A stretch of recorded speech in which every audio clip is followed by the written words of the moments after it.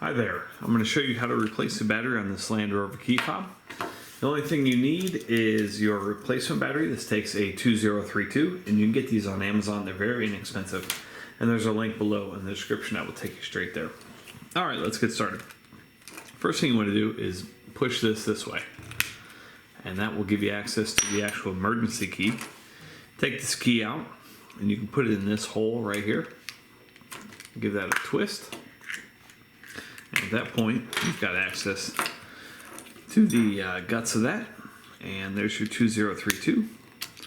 Pull that out. Take that out and put your new battery in, positive side facing up. And at that point, you just close this back up. Give that a good squeeze. Insert your emergency key there.